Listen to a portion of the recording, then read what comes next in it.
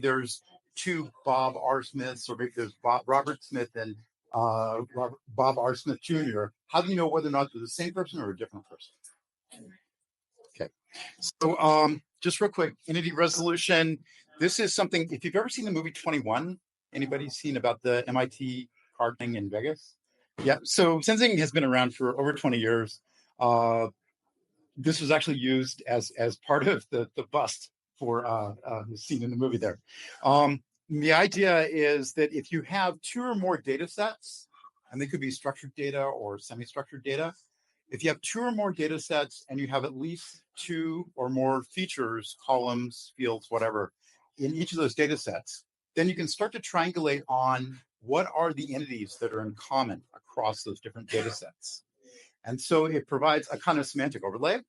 And so as you bring your data sets together, one of the things that comes out of this is to generate, here are the entities, here are the relationships between them, here are some properties of supporting evidence. And this is a way of basically creating building blocks for like the backbone of a graph. And so one of the ways I like to look at this is to think of it as an imperfect map. If you think about data sets, inside of your data sets somewhere, there are entities that are being described. It could be ships at sea. It could be molecules in drug discovery. It could be a lot of different kind of things. But then there's also relationships between those entities. And there's also a lot of annotations, properties that need to be recorded for either the entities or the relations. So I like to look at data sets in general, as this kind of imperfect map of what would become building blocks for a graph. And if you've done natural language work, you've probably, anybody heard of named entity recognition before, NER? So this is different. NER is where you have unstructured data and you parse it and you get tokens in a stream, and then you identify spans of tokens, which are noun phrases. And then NER is where you go and label noun phrases. Is it a person? Is it a place? Is it a thing? Is it a unit of currency, etc.? Entity resolution is different. This is where you're looking at structured data and you're trying to find which are the common parts that connect. And actually the two can work together pretty well. There's also another term, entity linking, which is something entirely different, but also related in the toolchain. So I just want to give some background because I know this is kind of a newish area. I've recently just joined the company in the past month and I'm building out the graph practice. But what we found is that in a lot of places where traditionally they're doing entity resolution that's very important, like police departments, before they go and like respond to an incident, they want to make sure they're going to the right address. We find that in these kinds of applications, usually there are graphs, because usually police investigations will also do some type of graph work to understand, is there money laundering in effect, or were there priors? There's usually a graph somewhere adjacent to it. Ben Lorca has a really good breakdown here, a white paper describing this. And also I wanted to surface some use cases. Some of this here, Esri has a nice one. Kinaviz was recently exploring how can you take and essentially use LLMs to start to understand the things that are buried inside of SEC filings. So if you're familiar with like AK reports that companies make, say a company has had a big security breach, they can bury that somewhere inside the text of a disclosure document. And it's very difficult to parse that and bring it out. But with graph technology, you can start to surface these kinds of things. A lot of this is basically beneficial ownership, money laundering, illegal fishing, a lot of catching bad guys. So there's some use cases here. This one's pretty fun. It's from Esri, and it's actually using geosignals plus entity resolution plus like chain of ownership of boats to catch boats that are out at sea that go dark, turn the transponders off, maybe turn back on with a slight spelling error in the transponder, but they're actually part of an illegal fishing operation. How do we catch them over time? So cases like that. Our practice area, we've definitely got some community forums. I've got a playlist of various different vendors working in this space, but trying to show what's going on off of YouTube videos. And by the way, I'll do a little shout out. A couple people I know here have done a great book that I'll recommend, Knowledge Graph Enhanced RAG from Tomasz Botanek and Oskar Hane. That just came out. It's in early release. I have a talk where we go through working with some open data sources. So Wizard is wage compliance from Department of Labor.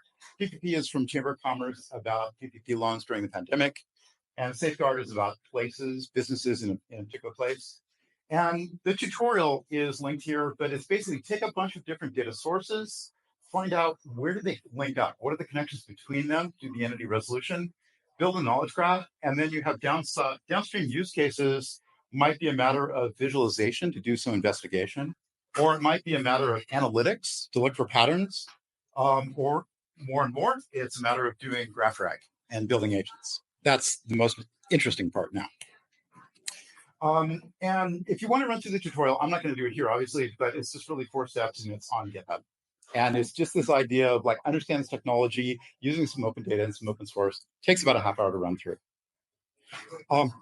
And like I say, we have a lot of data here about businesses and their locations and their addresses.